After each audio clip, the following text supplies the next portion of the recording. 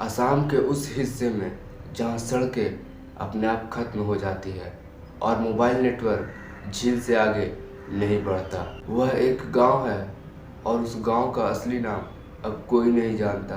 बस लोग कहते हैं झील के पास वाला गांव, क्योंकि जिसने भी गांव का नाम जोर से लिया वो उस साल ही उसके घर में मौत हो जाती है। झील ज़्यादा गहरी नहीं है, कोई भी कह देगा यह तो साधारण पानी है, लेकिन अजीब बात यह है दिन में झील का रंग हरा, शाम में स्याह और रात में जैसे कोई साया है। गांव के बच्चे को सख्त मना है झील में पत्थर फेंकना, झील में अपनी परछाई देखना सख्त मना है, और सबसे ज़रूरी झील से आती आवाज़ को जवाब देना, क्योंकि झील नाम लेती है। करीब 25 साल पहले झील के किनारे एक फार्म हाउस बनाया गया। मालिक बाहर का था। उसकी बेटी निरूपा गांव की पहली लड़की थी जो झील के किनारे बैठकर गाना गाती थी। लोग कहते हैं उसकी आवाज़ इतनी साफ थी कि पानी भी हिलना बंद कर देता था। अमावस्या की एक रात निरूपा आखिरी बार एक गाना गाती हुई दिखी। सुबह झील के किनारे उसके चप्पल और वो पानी में उसके बाल तैरते मिले और उसका शरीर 2 दिन बाद मिला। लेकिन गांव वालों ने एक बात नोट की, उसकी लाश मिली पर ठंडी नहीं थी। निरूपा की मौत के बाद झील से रात में घुंघरुओं की आवाज़ आने लगी। फार्म हाउस में बिना बिजली के बल्ब जलने लगे और कई लोगों ने देखा एक लड़की जो झील के पानी पर खड़ी थी। पैर डूबे नहीं थे और चेहरा साफ नहीं दिखता था। एक मछुआरा जो रोज रात को जाल डालता था। 2:17 में वो झील से वापस घर नहीं लौटा।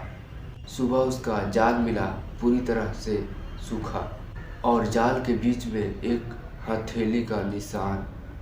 हथेली छोटी थी, एक लड़की की। जो लोग अंदर गए वो एक ही बात कहते हैं, फार्म हाउस खाली नहीं लगता। एक कमरों में दीवारों पर पानी रिसता है, फर्श हमेशा गीला रहता है और रात में किसी के खड़े होने का एहसास होता है। अगर वह ज़्यादा देर रुक गए तो कान के पास एक फुसफुसाहट आती है, मुझे बाहर निकलना है। 2019 की रात 3 लोग आए शहर से। उन्हें लगा यह सब गांव की कहानियां हैं। रात के 1:58 में झील पूरी शांत थी। 2:10 में पानी में हलचल शुरू हुई। 2:17 में फार्म हाउस का दरवाज़ा अंदर से बंद हो गया और तभी फर्श पर गीले पैरों की आवाज़। कोई दिखाई नहीं दे रहा था, बस पानी अंदर की तरफ आ रहा था। फिर एक आवाज़ आई, मेरी बारी पूरी हो गई। एक लड़की ने डर के मारे पलटा और उसने देखा चेहरा अधूरा था, आंखें बहुत खुली थी और पलकें कभी बंद नहीं हो रही थी। सुबह 2 लोग जिंदा थे, लेकिन एक बोल नहीं सकता और दूसरा सो नहीं सकता। और लड़की 3 दिन बाद मिली झील के किनारे। उसके पैर पानी में नहीं थे, लेकिन शरीर से पानी टपक रहा था। वह बस कह रही थी, अब मेरी बारी नहीं है। गांव में रात 2 से 3 बजे कोई बाहर नहीं निकलता। झील के पास अब कोई पेड़ नहीं उगता और फार्म हाउस के आसपास पक्षी भी नहीं बैठते। लेकिन कभी कभी अगर रात बहुत शांत हो तो झील से बहुत धीमी गाना की आवाज़ सुनाई देती है। इतना धीमा कि लगता है कि आपके दिमाग में चल रहा है।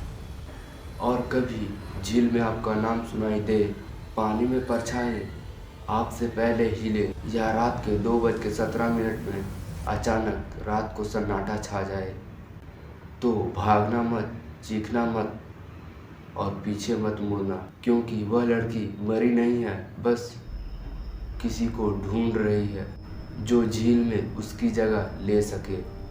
और झील हमेशा एक नाम कम पड़ जाता है।